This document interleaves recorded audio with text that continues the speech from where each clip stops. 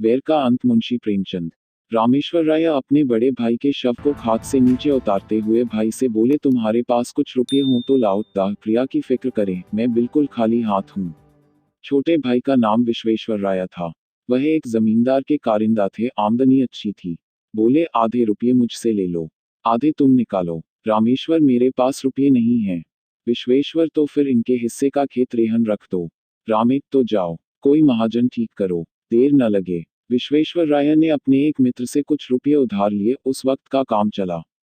पीछे फिर कुछ रुपये लिए खेत की लिखापढ़ी कर दी। कुल 5 बीघे जमीन थी। 300 रू मिले। गांव के लोगों का अनुमान है कि क्रियाकर्म में मुश्किल से 100 रू उठे होंगे। पर विश्वेश्वर राय ने षोडशी के दिन 301 रू का लेखा भाई के सामने रख दिया। रामेश्वर राय ने चकित होकर पूछा, सब रुपये उठ गए? विश्वे, क्या मैं इतना नीच हूं कि करनी के रुपये भी कुछ उठा रखूंगा? किसको यह धन पिचेगा?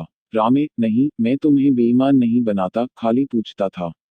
विश्वे, कुछ शक हो तो जिस बनिए से चीजें ली गई हैं, उससे पूछ लो। 2 साल भर के बाद एक दिन विश्वेश्वर राय ने भाई से कहा, रुपये हों तो लाओ, खेत छुड़ा लें। रामे, मेरे पास रुपये कहाँ से आए? घर का हाल तुमसे छिपा थोड़े ही है। विश्वे, तुम सब रुपये देकर जमीन छुड़ाए लेता हूँ। जब तुम्हारे पास रुपये हों, आधा देकर अपनी आधी जमीन मुझसे ले लेना। रामे, अच्छी बात है, छुड़ा लो। 30 साल गुजर गए। विश्वेश्वर राय जमीन को भोगते रहे, उसे खाद गोबर से खूब सजाया। उन्होंने निश्चय कर लिया था कि यह जमीन न छोड़ूंगा। मेरा तो इस पर मौरूसी हक हो गया। अदालत से भी कोई नहीं ले सकता। रामेश्वर राय ने कई बार यत्न किया कि रुपये देकर अपना हिस्सा ले लें, पर 30 साल में वे कभी 150 रू जमा न कर सके। मगर रामेश्वर राय का लड़का जागेश्वर कुछ संभल गया। वह गाड़ी लादने का काम करने लगा था और इस काम में उसे अच्छा नफा भी होता था। उसे अपने हिस्से की रात दिन चिंता रहती थी। अंत में उसने रात दिन श्रम करके यथेष्ट धन बटोर लिया और एक दिन चाचा से बोला, काका, अपने रुपये ले लीजिए, मैं अपना नाम चढ़वा लूँ। विश्वे, अपने बाप के तुम ही चतुर बेटे नहीं हो।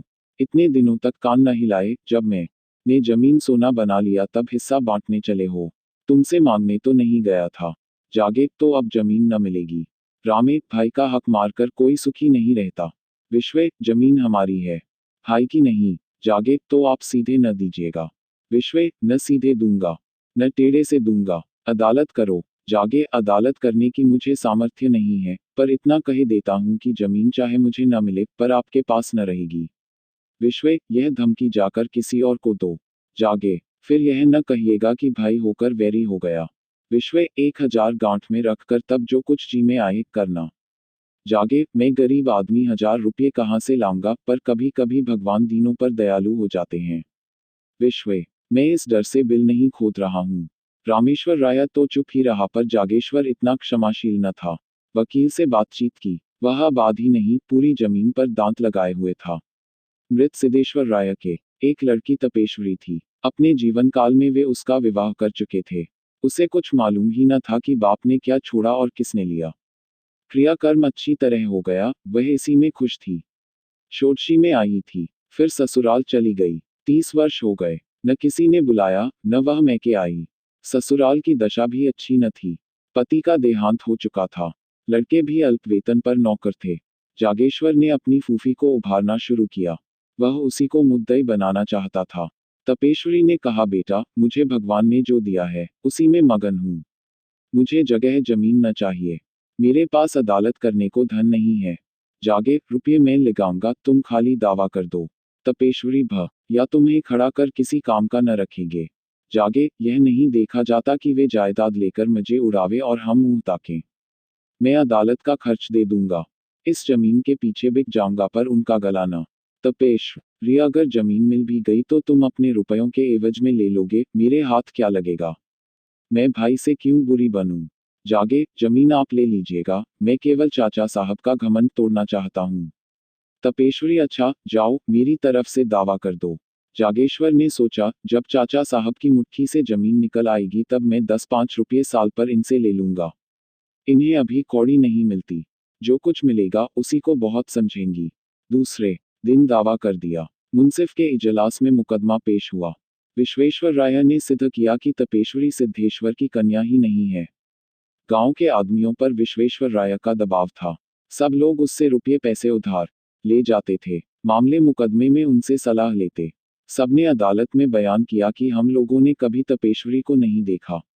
सिद्धेश्वर के कोई लड़की ही न थी। जागेश्वर ने बड़े बड़े वकीलों से पैरवी कराई, बहुत धन खर्च किया, लेकिन मुंसिफ ने उसके विरुद्ध फैसला सुनाया। बेचारा हताश हो गया। विश्वेश्वर की अदालत में सबसे जान पहचान थी। जागेश्वर को जिस काम के लिए मुठ्ठियों रुपये खर्च करने पड़ते थे, वह विश्वेश्वर मुरौवत में करा लेता। जागेश्वर ने अपील करने का निश्चय किया। रुपये न थे, गाड़ी बैल बेच डाले। अपील हुई, महीनों मुकदमा चला। बेचारा सुबह से शाम तक कचहरी के अमलों और वकीलों की खुशामद किया करता। रुपये भी उठ गए, महाजनों से ऋण लिया। बारे अब की उसकी डिग्री हो गई। 500 का बोझ सिर पर हो गया था, पर अब जीत ने आंसू पोंछ दिए। विश्वेश्वर ने हाईकोर्ट में अपील की। जागेश्वर को अब कहीं से रुपये न मिले। विवश होकर अपने हिस्से का जमीन रेहन रखी। फिर घर बेचने की नौबत आई। यहाँ तक कि स्त्रियों के गहने भी बिक गए। अंत में हाईकोर्ट से भी उसकी जीत हो गई। आनंदोत्सव में बची खुची पूंजी भी निकल गई। 1000 पर पानी फिर गया। हाँ, संतोष यही था कि ये 5 बीघे मिल गए। तपेश्वरी क्या इतनी निर्दय हो जाएगी कि थाली मेरे सामने से खींच लेगी? लेकिन खेतों पर अपना नाम चढ़ते ही तपेश्वरी की नीयत बदली। उसने एक दिन गांव में आकर पूछताछ की तो मालूम हुआ कि 5 बीघे 100 रू में उठ सकते हैं। लगान केवल 25 रू था, 75 रू साल का नफा था। इस रकम ने उसे विचलित कर दिया। उसने असामियों को बुलाकर उनके साथ बंदोबस्त कर दिया। जागेश्वर राय हाथ मलता रह गया। आखिर उससे न रहा गया। बोला, फूफी जी, आपने जमीन तो दूसरों को दे दी, अब मैं कहाँ जाऊं? तपेश्वरी, बेटा, पहले अपने घर में दिया जलाकर तब मस्जिद में जलाते हैं। इतनी जगह मिल गई तो मैके से नाता हो गया, नहीं तो कौन पूछता? जागे, मैं तो उजड़ गया। तपेश्वरी, जिस लगान पर और लोग ले रहे हैं, उसमें 2-4 रुपये कम करके तुम ही क्यों नहीं ले लेते? तपेश्वरी तो 2-4 दिन में विदा हो गई। रामेश्वर राय पर वज्रपात सा हो गया। बुढ़ापे में मजदूरी करनी पड़ी। मान मर्यादा से हाथ धोया। रोटियों के लाले पड़ गए। बाप बेटे दोनों प्रातःकाल से संध्या तक मजदूरी करते, तब कहीं आग जलती। दोनों में बहुधा तकरार हो जाती। रामेश्वर सारा अपराध बेटे के सिर रखता। जागेश्वर कहता, आपने मुझे रोका होता तो मैं क्यों इस विपत्ति में फंसता? उधर विश्वेश्वर राय ने महाजनों को उकसा दिया। साल भी न गुजरने पाया था कि बेचारे निराधार हो गए। जमीन निकल गई, घर नीलाम हो गया, 10-20 पेड़ थे, वे भी नीलाम हो गए। चौबे जी दूबे न बने, दरिद्र हो गए। इस पर विश्वेश्वर राय के ताने और भी गजब ढाते। यह विपत्ति का सबसे नोकदार कांटा था। आतंक का सबसे निर्दय आघात था। 2 साल तक इस डरखी परिवार ने जितनी मुसीबतें झेली, यह उन्हीं का दिल जानता है। कभी पेट भर भोजन न मिला। हाँ, इतनी आन थी कि नीयत नहीं बदली। दरिद्रता ने सब कुछ किया, पर आत्मा का पतन न कर सकी। कुल मर्यादा में आत्मरक्षा की बड़ी शक्ति होती है। एक दिन संध्या समय दोनों आदमी बैठे आग ताप रहे थे कि सहसा एक आदमी ने आकर कहा, ठाकुर चलो, विश्वेश्वर राय तुम्हें बुलाते हैं। रामेश्वर ने उदासीन भाव से कहा, मुझे क्यों बुलाएंगे? मैं उनका कौन होता हूँ? क्या कोई और उपद्रव खड़ा करना चाहते हैं? इतने में दूसरा आदमी दौड़ा हुआ आकर बोला, ठाकुर जल्दी चलो, विश्वेश्वर राय की दशा अच्छी नहीं है। विश्वेश्वर राय को इधर कई दिनों से खांसी बुखार की शिकायत थी, लेकिन शत्रुओं के विषय में हमें किसी अनिष्ट की शंका नहीं होती। रामेश्वर और जागेश्वर कभी कुशल समाचार पूछने भी न गए। कहते, उन्हें क्या हुआ है? अमीरों को धन का रोग होता है। जब आराम करने को जी चाहा, पलंग पर लेट रहे। दूध में साबूदाना उबालकर मिश्री मिलाकर खाया और फिर उठ बैठे। विश्वेश्वर राय की दशा अच्छी नहीं है, यह सुनकर भी दोनों जगह से न हिले। रामेश्वर ने कहा, दशा को क्या हुआ है? आराम से पड़े, बातें तो कर रहे हैं। जागे, किसी वैद्य हकीम को बुलाने भेजना चाहते होंगे। शायद बुखार तेज हो गया है। रामे, यहाँ किसे इतनी फुर्सत है? सारा गांव तो उनका हितू है, जिसे चाहे भेज दें। जागे, हर्ज ही क्या है? जरा जाकर सुनाऊं? रामे, जाकर थोड़े उपले बटोर लाओ, चूल्हा जले, फिर जाना। ठकुरसोहाती करनी आती तो आज यह दशा न होती। जागेश्वर ने टोकरी उठाई और हार की तरफ चला कि इतने में विश्वेश्वर राय के घर से रोने की आवाजें आने लगी। उसने टोकरी फेंक दी और दौड़ा हुआ चाचा के घर में जा पहुंचा। देखा तो उन्हें लोग चारपाई से नीचे उतार रहे थे। जागेश्वर को ऐसा जान पड़ा, मेरे मुंह में कालिख लगी हुई है। वह आंगन से दालान में चला आया और दीवार में मुंह छिपाकर रोने लगा। युवावस्था आवेशमय होती है, क्रोध से आग हो जाती है तो करुणा से पानी भी हो जाती है। 3. विश्वेश्वर राय की 3 बेटियां थीं। उनके विवाह हो चुके थे। 3 पुत्र थे। वे अभी छोटे थे। सबसे बड़े की उम्र 10 वर्ष से अधिक न थी। माता जी जीवित थीं। खाने वाले तो 4 थे, कमाने वाला कोई न था। देहात में जिसके घर में दोनों जून चूल्हा जले, वह धनी समझा जाता है। उसके धन के अनुमान में भी अत्युक्ति से काम लिया जाता है। लोगों का विचार था कि विश्वेश्वर राय ने हजारों रुपये जमा कर लिए हैं, पर वहां वास्तव में कुछ न था। आमदनी पर सबकी निगाह रहती है, खर्च को कोई नहीं देखता। उन्होंने लड़कियों के विवाह खूब दिल खोल कर किए थे। भोजन वस्त्र में, मेहमानों और नातेदारों के आदर सत्कार में उनकी सारी आमदनी गायब हो जाती थी। अगर गांव में अपना रोब जमाने के लिए 400 रुपयों का लेन देन कर लिया था, तो कई महाजनों का कर्ज भी था। यहाँ तक कि छोटी लड़की के विवाह में अपनी जमीन गिरवी रख दी थी। साल भर तक तो विधवा ने ज्यों त्यों करके बच्चों का भरण पोषण किया।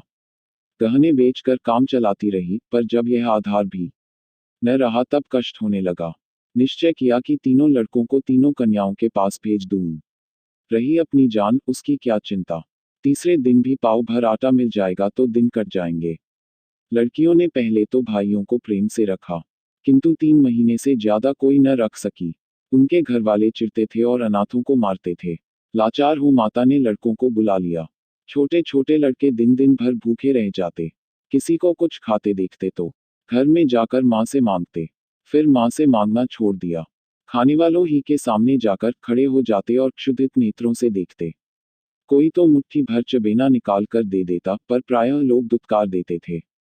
जाओ, अड़ों के दिन थे। खेतों में मटर की फलियां लगी हुई थी। एक दिन तीनों लड़के खेत में घुसकर मटर उखाड़ने लगे। किसान ने देख लिया, दयावान आदमी था। खुद एक बोझा मटर उखाड़कर विश्वेश्वराय के घर पर लाया और ठकुराइन से बोला, काकी, लड़कों को डांट दो, किसी के खेत में न जाया करें। जागेश्वर राय उसी समय अपने द्वार पर बैठा चिलम पी रहा था। किसान को मटर लाते देखा, तीनों बालक पिल्लों की भांति पीछे पीछे दौड़े चले आते थे। उसकी आंख सजल हो गई। घर में जाकर पिता से बोला, चाची के पास अब कुछ नहीं रहा, लड़के भूखों मर रहे हैं। रामे, तुम प्रिया चरित्र नहीं जानते। यह सब दिखावा है। जन्म भर की कमाई कहाँ उड़ गई। जागे, अपना काबू चलते हुए कोई लड़कों को भूखों नहीं मार सकता। रामे, तुम क्या जानो, बड़ी चतुर औरत है। जागे, लोग हम ही लोगों को हंसते होंगे। रामे, हंसी की लाज है तो जाकर छां कर लो, खिलाओ पिलाओ। है दम। जागे, न भर पेट खाएंगे, आधे ही पेट सही। बदनामी तो न होगी। चाचा से लड़ाई थी। लड़कों ने हमारा क्या बिगाड़ा है।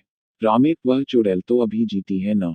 जागेश्वर चला आया। उसके मन में कई बार यह बात आई थी कि चाची को कुछ सहायता दिया करूं, पर उनकी जली कटी बातों से डरता था। आज से उसने एक नया ढंग निकाला है। लड़कों को खेलते देखता तो बुला लेता, कुछ खाने को दे देता। मजूरों को दोपहर की छुट्टी मिलती है। अब वह अवकाश के समय काम करके मजूरी के पैसे कुछ ज्यादा पा जाता। घर चलते समय खाने की कोई न कोई चीज लेता आता और अपने घर वालों की आंख बचाकर उन अनाथों को दे देता। धीरे धीरे लड़के उससे इतने हिल मिल गए कि उसे देखते ही भैया भैया कहकर दौड़ते, दिन भर उसकी राह देखा करते। पहले माता डरती थी कि कहीं मेरे लड़कों को बहलाकर ये महाशय पुरानी अदावत तो नहीं निकालना चाहते हैं। वह लड़कों को जागेश्वर के पास जाने और उससे कुछ लेकर खाने से रोकती, पर लड़के शत्रु और मित्र को बूढ़ों से ज्यादा पहचानते हैं। लड़के माँ के मना करने की परवाह न करते, यहाँ तक कि शनैः माता को भी जागेश्वर की सहृदयता पर विश्वास आ गया। एक दिन रामेश्वर ने बेटे से कहा, तुम्हारे पास रुपये बढ़ गए हैं, तो 4 पैसे जमा क्यों नहीं करते, लुटाते क्यों हो। जागे, मैं तो एक एक कौड़ी की किफायत करता हूँ। रामे, जिन्हें अपना समझ रहे हो, वे एक दिन तुम्हारे शत्रु होंगे। जागे, आदमी का धर्म भी तो कोई चीज है। पुराने वैर पर एक परिवार की भीत नहीं कर सकता। मेरा बिगड़ता ही क्या है, यही न रोज घंटे 2 घंटे और मेहनत करनी पड़ती है। रामेश्वर ने मुंह फेर लिया। जागेश्वर घर में गया तो उसकी स्त्री ने कहा, अपने मन की ही करते हो, चाहे कोई कितना ही समझाए। पहले घर में आदमी दिया जलाता है। जागे, लेकिन यह तो उचित नहीं कि अपने घर में दिया की जगह मोमबत्तियां जलाए और मस्जिद को अंधेरा ही छोड़ दे। स्त्री में तुम्हारे साथ क्या पड़ी, मानो कुएं में गिर पड़ी। कौन सुख देते हो, गहने उतार लिए, अब सांस भी नहीं लेते। जागे, मुझे तुम्हारे गहने से भाइयों की जान ज्यादा प्यारी है। स्त्री ने मुंह फेर लिया और बोली, वैरी की संतान कभी अपनी नहीं होती। जागेश्वर ने बाहर जाते हुए उत्तर दिया, वैर का अंत वैरी के जीवन के साथ हो जाता है।